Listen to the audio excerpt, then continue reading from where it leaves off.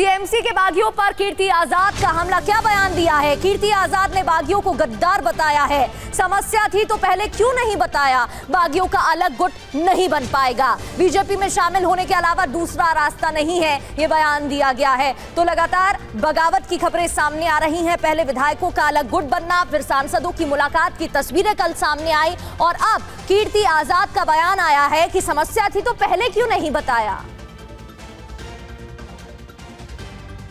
बागियों का अलग गुट नहीं बन पाएगा, यह भी बयान दिया गया है। बीजेपी में जाने के अलावा दूसरा रास्ता नहीं।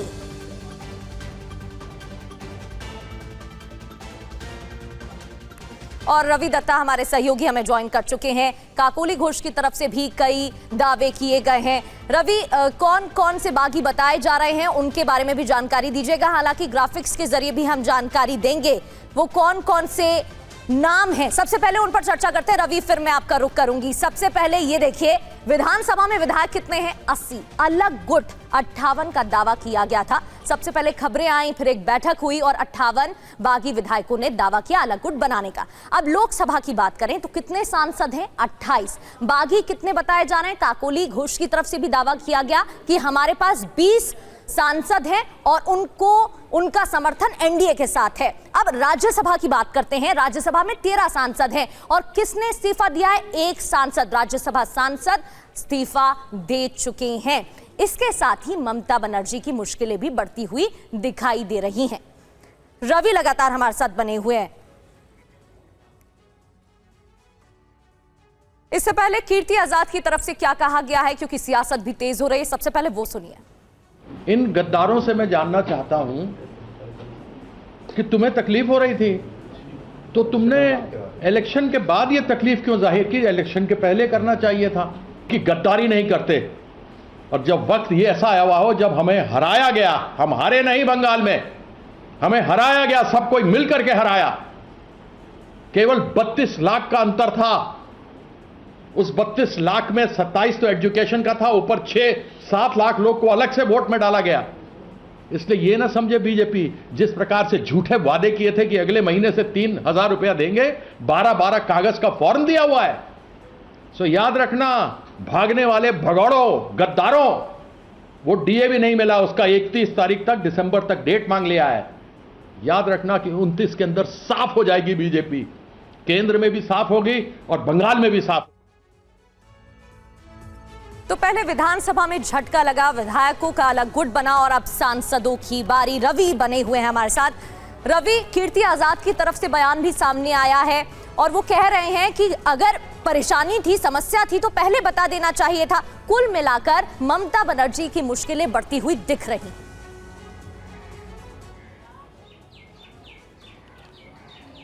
देखिए, ये बिल्कुल सच है कि ममता बनर्जी के लिए मुश्किल जो है बेहद बढ़ते हुए दिखाई दे रहा है, क्योंकि ममता बनर्जी को अब समझ में नहीं आ रहा है कि किन के ऊपर भरोसा करें और किन के ऊपर नहीं।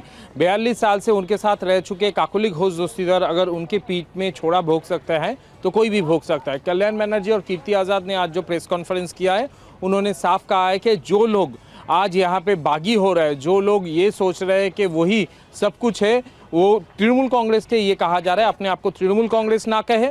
दूसरा, पदत्याग कीजिए, वहाँ पे इस्तीफा दीजिए और इस्तीफा दे के फिर आपको जहाँ जाना चाहे आप जा सकते हैं। लेकिन आप तृणमूल कांग्रेस के सांसद रहेंगे और एनडीए में वहाँ पे आप भिड़ जाएंगे, ये नहीं चलेगा। ये इसका कारण ये है, कल्याण बनर्जी का कहना है, अभी भी पार्टी का चेयरपर्सन ममता बनर्जी है और उनकी जो बात है उनको सुनना पड़ेगा।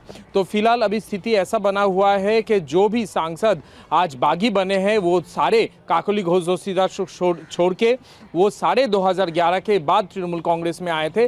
और क्योंकि वो तृणमूल कांग्रेस में आए थे ममता बनर्जी जीतने के बाद, इसीलिए सारे जो फेसेस है, शताब्दी रॉय बोलिए, पार्थ भौमिक बोलिए, अबू ताहिर खान बोलिए, जून मालिया बोलिए, रचना बंदोपाध्याय, देव, जितने सारे हैं वो सब ममता ममता बनर्जी के फेस के ऊपर भरोसा करके इलेक्शन जीते हैं और उनके फेस के चलते इलेक्शन जीते, क्योंकि ममता बनर्जी कुछ भी हो जाए आज भी पूरा भारतवर्ष में वो विरोधी नेत्री के तौर पे जाना जाते हैं, और इसके बावजूद भी अगर वो सांसद होने के बाद अपने आप को पार्टी से बड़ा समझते हैं, ऐसा तृणमूल कांग्रेस मान के चल रहे हैं, तो वो बहुत बड़ी गलती कर रहे हैं। और इसीलिए वो कल्याण बनर्जी कह रहा है कि आप पार्टी छोड़िए और उसके बाद आप जो चाहे करिए। बिल्कुल, इसलिए ये बयान दिया गया है। बने रहिएगा, रवि लौटेंगे आपके पास। एक और बड़ी खबर का रुख कर लेते हैं। टीएमसी में सांसदों को लेकर अब सवाल उठ रहे हैं, क्योंकि सांसदों से लेकर पार्षदों तक फूट की खबरें सामने आ रही हैं। 20 सांसदों ने अलग गुट के लिए स्पीकर को पत्र लिखा है। टीएमसी की बागी सांसद काकोली घोष ने दावा किया है। क्या दावा किया है? कि 20 सांसदों का नया गुट एनडीए के साथ है, एनडीए को समर्थन है, ये काकोली घोष की तरफ से कहा गया है। और अभी हम आपको आंकड़े भी बता रहे थे, 28 सांसद और उसमें से 20 सांसदों का नया गुट एनडीए के साथ है, ये दावा काकोली घोष की तरफ से किया गया है। आगे चल के पता चलेगा कि क्या होगा। अभी के लिए ये काफी नहीं है कि हम लोग काम करना चाहते हैं, बंगाल के लिए काम करना चाहते हैं, देश के लिए काम करना चाहते हैं, भारत को सुरक्षित रखने के लिए काम करना चाहते हैं। ये बहुत अहम मुद्दा है। मुझे पता नहीं आप समझते हैं कि नहीं, इससे ज्यादा मैं बोलूंगी भी नहीं, लेकिन देश का मुद्दा हमारे लिए बहुत अहम है। मैं बहुत सह लिया, ऐसा जो विश्वासघात बोलता है उनको ये याद रखना चाहिए कि मैं 2011 में ममता बनर्जी मुख्यमंत्री बनने का बाद यहाँ नहीं आई। मैं 40 साल से यहाँ लड़ रही हूँ, और मैं जैसे कहा, ये लोग का बात को मुझे कुछ असर नहीं होता मुझ पर। और रजनीश रंजन भी हमारे साथ बने हुए हैं। रजनीश, जितने भी विधायकों की तरफ से फूट की खबरें सामने आई और अब सांसद, उनकी तरफ से एक ही बात कही गई, आरोप लगाए गए कि केंद्र की योजना राज्य में लागू नहीं की जा रही थी। इसके अलावा भी कई आरोप लगाए गए हैं और खबर यह भी है कि आज सांसदों की स्पीकर से मुलाकात हो सकती है।